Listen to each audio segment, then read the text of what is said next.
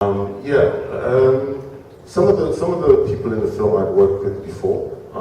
The two leads, Nomzamo and Maps, it's their first film, and they auditioned for the parts. I got a grant to sort of, because the thing about romantic comedies, especially, it's such it's an American genre. It's like it's African American genre. So we wanted to, at the same time as we wanted to honor and pay homage to that genre, you didn't want it to be derivative in a way. You also wanted to.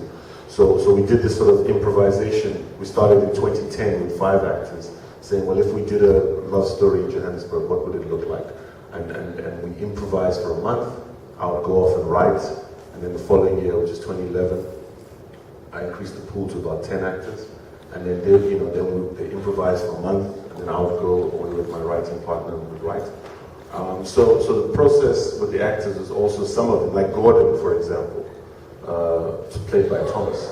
He had like 3 years or 2 years to work that part, and a lot of the stuff, a lot of what he says in the film comes from a lot of those improvisation. Tishiwe, who plays the friend, she also, she hadn't done a lot of acting before. She joined the so it was a combination of like these improvisations and then obviously auditions. And Nomzam was somebody who's really loved in South Africa, and she's like a really great actress. This was her first film, and it was just really great. She came to the audition, and she was the best of everyone that showed up. I am just curious. I love the way they speak English, and then just a few phrases of what language? Zulu, Swana, mixed, but mainly Zulu. And that's really what's happening in Johannesburg? It's mostly English speaking, and then it just sort of like slang that'll happen in the Zulu? That's what the young kids are doing. We try to make it as organic as possible. So, the script was written in English, but the actors were able to bring some of that local touch to it, which I think is important. We had quite an extensive rehearsal. We sort of rehearsed about a month before we shot. So we had like 4 weeks of rehearsal, in which the idea was that they rehearsed the characters, so not so much rehearsing the script, but just getting to know each other. They were on a very sort of like strict, like gym program, so that they could bond, because everybody bonds in pain, and they all hate me, but they're bonding. They're like, why are we doing this? But actually, it builds sort of camaraderie, which I hope you see on the screen, that these guys are actually having fun, and it comes from a lot of that process.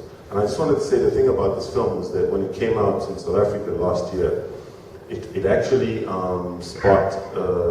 It was doing well at the box office, so it sort of dispelled all those myths that nobody would see it.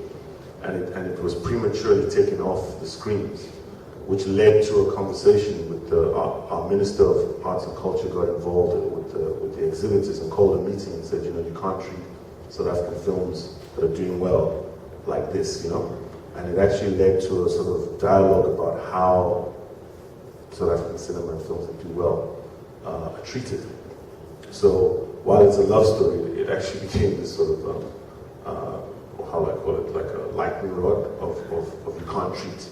And I think some of the challenges are here as well, like the minute something has an African character, people start with who's going to watch it, and we all know that that's not true. So in terms of the gentleman who was talking about the script writing, I always say this to people, like you write the script, you bust to make the film, and then you got to deal with the next part, which is getting it out to people, and that's a whole other fight. Mm-hmm. So there's no stage of the journey where it's like, I can relax. But the best is sitting in an audience and hearing them laugh, and that's the reward that the filmmaker gets. I don't know if you agree. Yes, for us, it was the fact that sometimes our parents, we don't see them tell us about love. You know what I mean? Like. So maybe in your house, but in terms of the screen, very rarely do we see it. So we wanted to do that. Like, let our parents tell us about love, and also that you know, the film is, you know, like the title, Tell Me Sweet Something, it's very sweet and all that stuff, but it was like they sort of rooted it in reality that actually, and then for me, it's that love is a journey, like it's a marathon. It's not a 100-meter dash. So there are these two young people who are, you know, whatever, you know, but you hear these older couples saying, hey man, you know, it's a journey, you know, so for me, that was also the thing that, you know, you work at it and all that stuff. And just in terms of what you were saying about, I think we don't see enough, I mean, and the thing is, yes, people say, romantic comedy, but actually for me, it's that we don't see enough Black love. We don't see enough of it.